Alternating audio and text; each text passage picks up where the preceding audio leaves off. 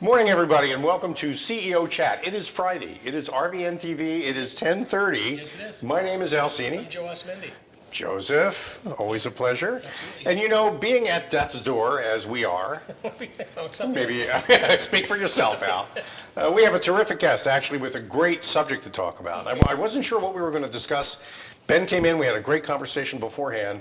Benjamin Kogan, the law office of Benjamin R. Kogan, and you're in Bucks County in Jenkintown, Montgomery County. Yeah, that's right. Jenkintown, a suburb of Philadelphia, is here to talk about estate planning, which is different from financial planning. Why don't we start with that?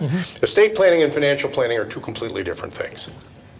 Estate planning is really part of the financial planning process. It's a piece, but it's not the whole thing. If you want someone to have a complete financial plan and have a complete financial planning done for them, you need an estate plan, you need life insurance, you need disability insurance, you need long-term care insurance, you need to address tax issues, you need to address retirement planning, and you need to address your investments. So estate planning is an important piece, but it's just one part of the whole financial planning picture. One part of that picture, but like we said, it's a much more important part of the picture than a lot of people think, and it's a conversation people tend to want to put off, and it's the putting off of that conversation that causes the problems later in the estate planning process. Isn't that right? Yeah, if people don't address it early, you can have a lot of you're likely to have a lot of disputes with your family. I mean, the whole purpose and point of estate planning is really two things. One, you want to have orderly distribution of your assets after you're gone, and you essentially want to be able to dictate how your property is distributed, to who your property is distributed, and when it's distributed. And the other part of estate planning is planning for incapacity during your life through powers of attorney, which is an important piece. And if you don't engage in estate planning early, ahead of the game, you can wind up causing a lot of unneeded stress and strain for your family. You're more likely to have family disputes if people don't have know what to expect or have reasonable expectations, or if things are left unclear in your estate plan, you're a lot more likely to have disputes within your family. We're going to get into the technical aspects of this a little later on, but there's another specialty of yours that I thought was very compelling. Happens to be in my family that we have children, I have a grandchild with special needs. One of your specialties is in doing estate planning for estates that will ultimately benefit children who have grown and have special needs. Talk about that. I mean, why is that an important consideration? Well, special needs are an important consideration because individuals who have special needs, other individuals who have disabilities, maybe they're on the autism spectrum or somebody with Down syndrome or another disability, often rely on government benefits, programs such as Supplemental Security Income, which is SSI, or they rely on medical assistance, which is also known as Medicaid, for a lot of their basic life needs. But if they inherit money directly and it's over a minimal amount of money, really about $2,000, they could potentially be disqualified from receiving benefits. Wow. And so the idea behind special needs planning is to set up a trust or set up other appropriate financial vehicles to make sure that people can have extra money to improve their quality of life. They can inherit money or have money themselves without being disqualified for government benefits, which are so important. And you're making the point, too, that even a small inheritance could jeopardize those benefits. You don't have to inherit a lot of money to lose those benefits. Yeah, that's right. It's about $2,000. Seriously? Yeah, it's really a very small amount of money. And somebody could either lose their benefits and have to spend down the money or not qualify for benefits in the first place. And end up in a very bad position with nobody to care for them because the person who used to take care of them is gone now. Yeah, that's right. So that, I don't think anything keeps a parent up at night more than worrying about what will happen to their children after they're gone. Absolutely. And in particular with children who have special, I know this is important to you because you have two children who have special needs yourself. Yeah, that's right. And I've been through the special needs planning process to, make sure that our kids are taken care of when we're not here. And not only is the financial piece of it important, making sure that you have money set aside or earmarked for your children with special needs. Often life insurance can be a good way to fund that. But having a trust in place, not only to protect government benefits, but to make sure there's a trustee there who you can look after your child and sort of be the quarterback of your child's team to oversee things and to make sure that your child is taken care of, their needs are taken care of, that the care they're receiving is appropriate, and make sure that they have a good quality of life. Somebody's acting in loco parentis, replacing you essentially. Who would be a good trustee, in your opinion? You could have a number of different trustees. In some cases, if you have a trusted family member who you know is responsible and you know is going to remain in close contact with your special needs child, that person can certainly be a good trustee. It's a lot of work, so you have to think carefully or carefully consider who you want to be a trustee and if the person's suitable to doing it.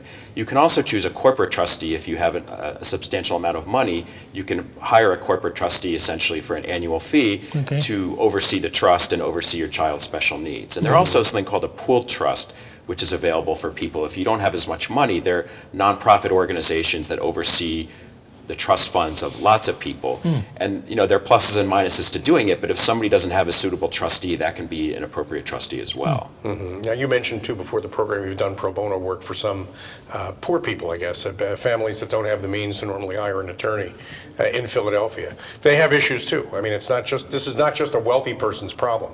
This is everybody's problem. Yeah, I mean, estate planning and special needs can be anybody's problem. It doesn't.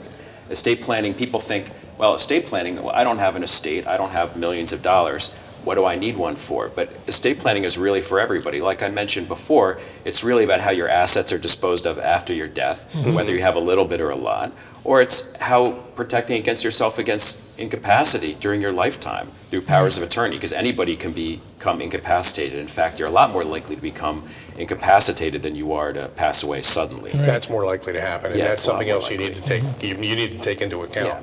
The death tax. We hear about it all the time. It usually comes in quotes. I think it comes in quotes when everybody.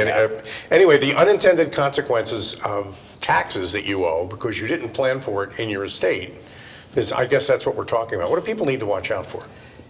Thankfully, for most people, the federal estate tax, the exemption is so high that most people don't have to worry about what's called the federal death tax. The estate tax exemption is over $11 million per person. So it really only applies to about less than 1% of the population. Right. So at least in Pennsylvania, where I practice, the main tax that people need to watch out for, at least at this point, is the Pennsylvania inheritance tax. And it's something that's hard to avoid, but for most people, it's a lower tax rate. The tax rate's 0% for spouses, and for children or grandchildren that inherit, the tax rate's 4.5%. But that is something to be aware of. And as far as people who do have a lot of money, there are means you can employ to try to reduce your tax burden by complex trust planning or charitable giving, or by making gifts during your lifetime.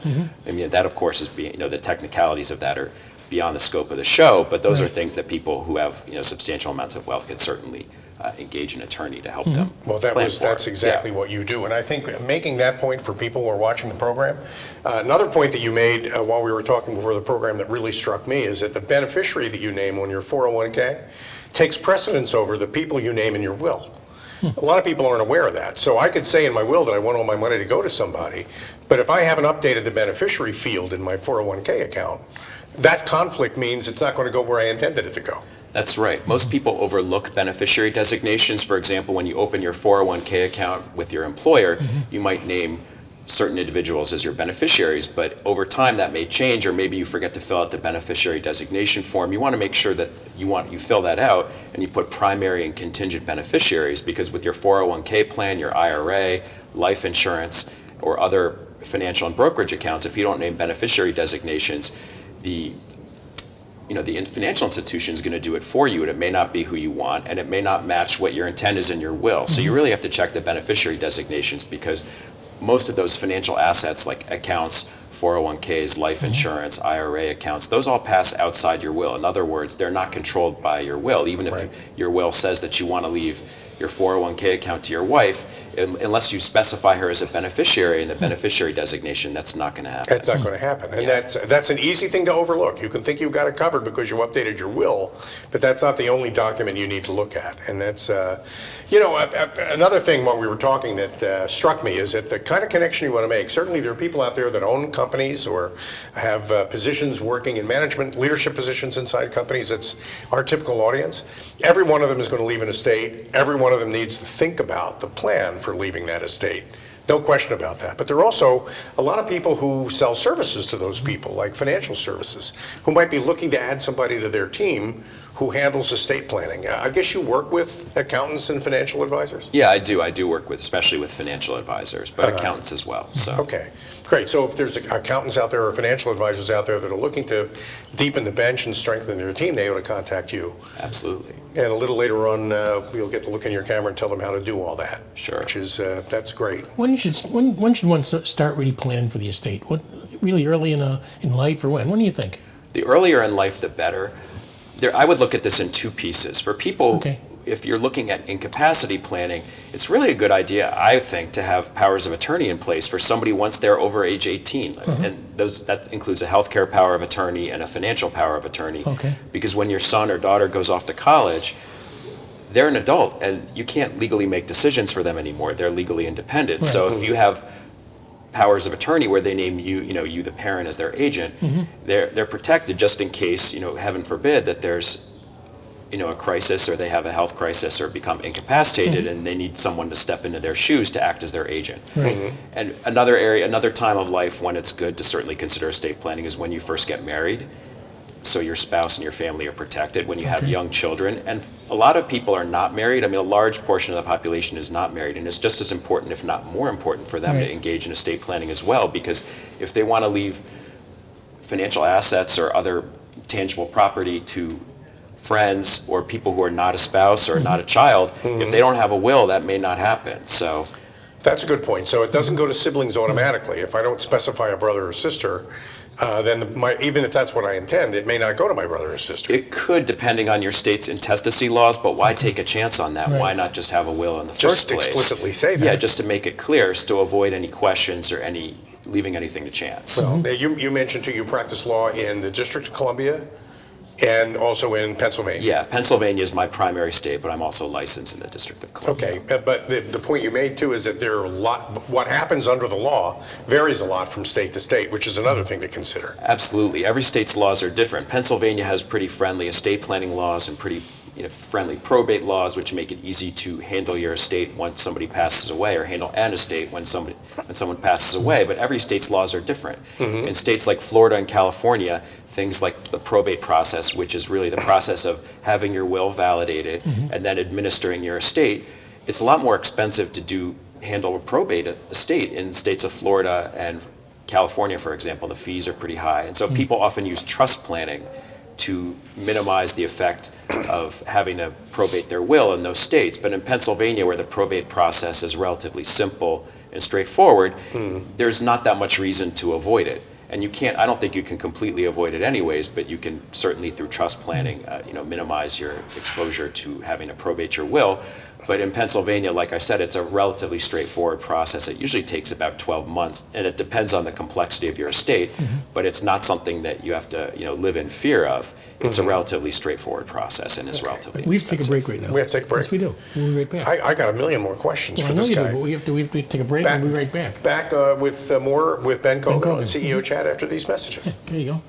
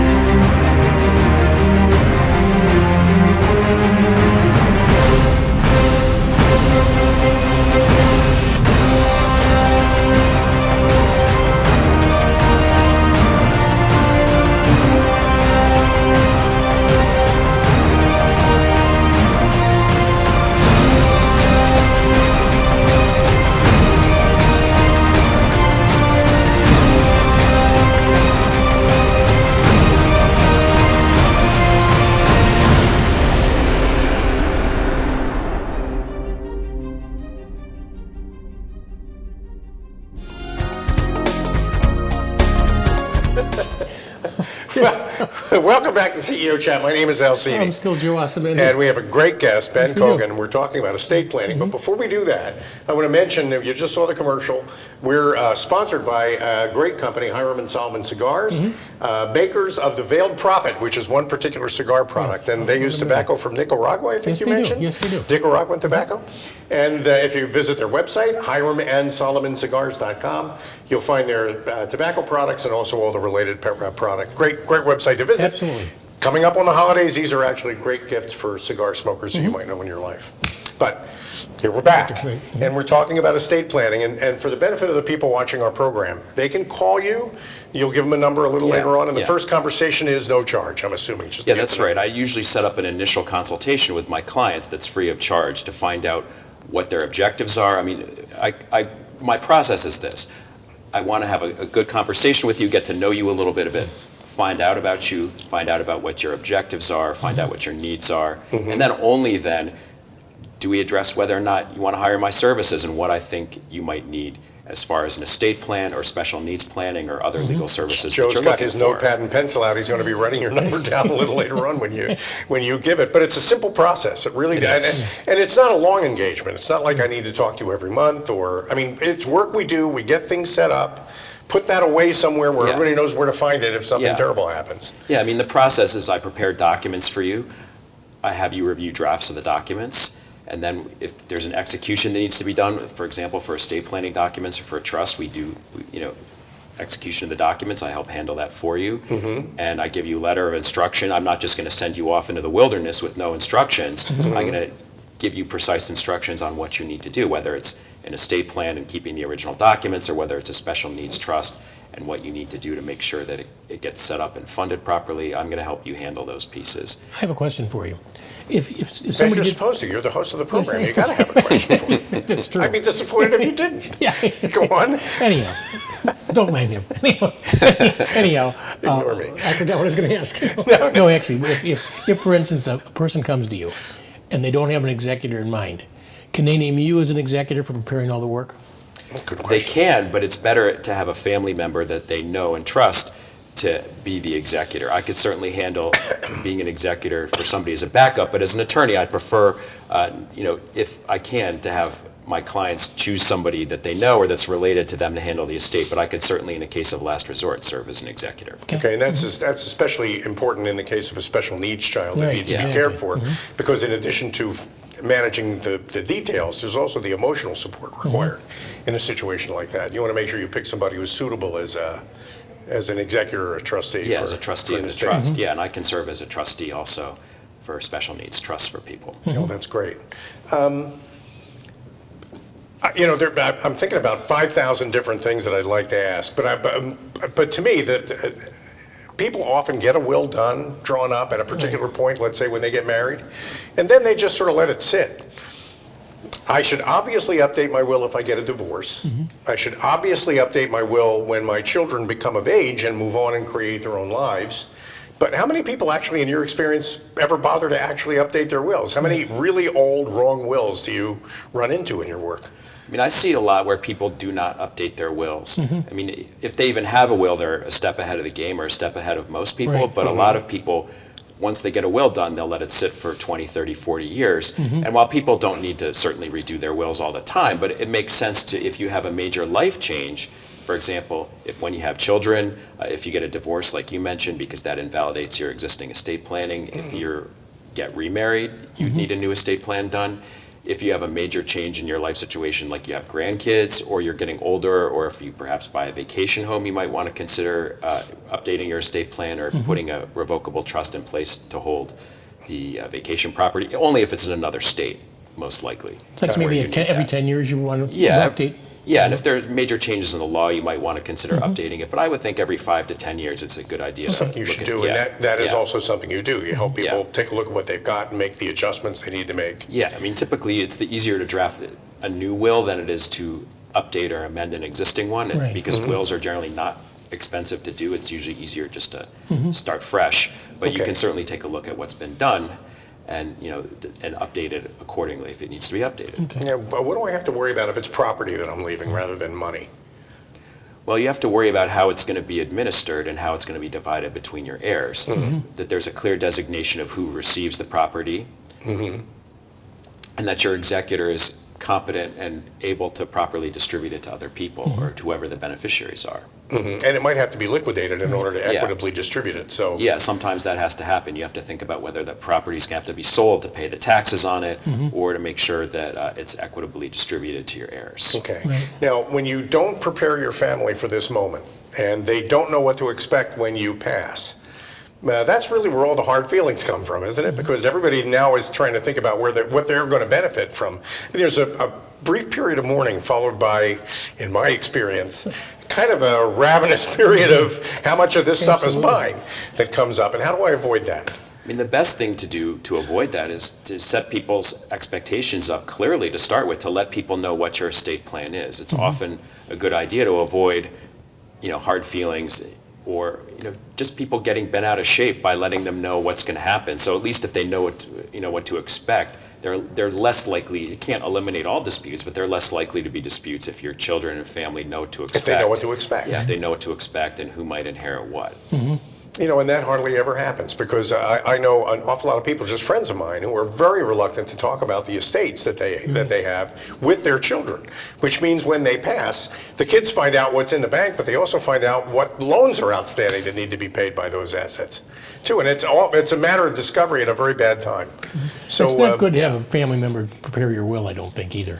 No, I think that an objective third party should be preparing your Right. will rather than a family member. That could That's probably potentially be, something yeah, else. because that could lead to accusations of undue influence, and that Exactly. could lead to family disputes as well. So it's a good idea to have an independent lawyer prepare your estate, your will for Even you. if that family member happens to be an attorney, and maybe especially if they happen to be an attorney, because that's a conflict of interest, isn't it? Yeah, it certainly could. It certainly could be or is. So I think I would certainly encourage people to use a third party Right. attorney to prepare their will. What about an executor? Is it better to use a family member as an executor or an outside person also?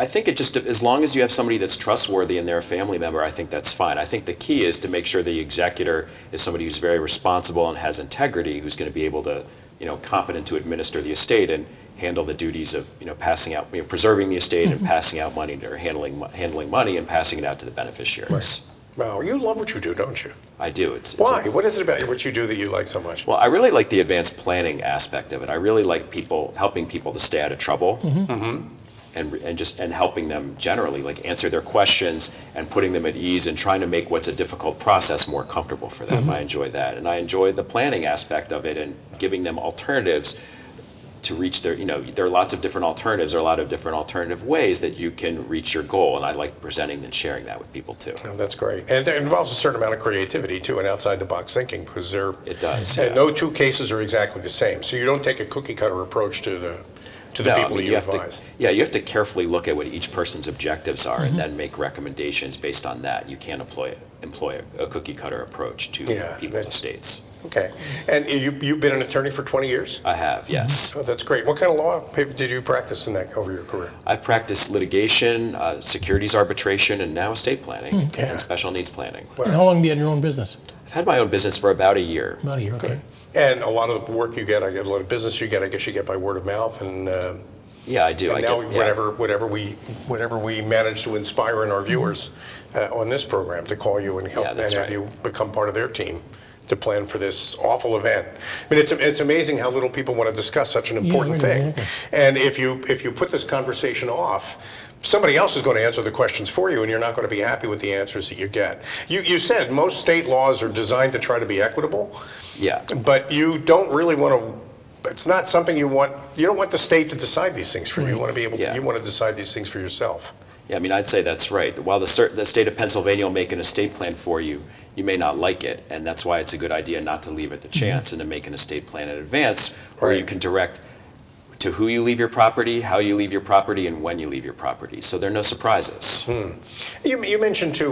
We probably didn't spend a whole lot of time on this, and it might actually be a separate conversation. But it's not just me passing away. It could be me becoming incapacitated, and how that really needs to be part of this plan as well. Yeah, that's right. Having powers of attorney in place, both the financial power of attorney, which governs how your finances and your everyday affairs are governed. You can appoint an agent to manage your financial your financial duties through a financial power of attorney, and also a healthcare power of attorney, which also includes a living will, whereby you give your agent power to manage your healthcare decisions if you're ever incapacitated. Right. Great. So those are great things to help you manage any risk of becoming incapacitated during your life. It's always a good idea to appoint an agent, someone that you know and trust, well ahead of time, so that if there's ever a crisis, you have somebody who can immediately step into your shoes and act on your behalf Act and on make your decisions behalf and do for what you. you want done instead Yeah. of. We're at that part of our program where we have to kind of wrap things up, but you have established yourself as a credible, trustworthy source for information in a very important subject Right. that people tend to put off and shouldn't. So we're telling you, watching this program, you should reach out to an expert for your estate planning. I can't think of a better guy than Ben Kogan. So Ben, take a look in your camera, the one on the left, and tell everybody how to reach you. I'm Ben from the Law Office of Benjamin Kogan. My phone number is area code 267-728-1545, and my website is www.brkogan, that's Kogan, law.com.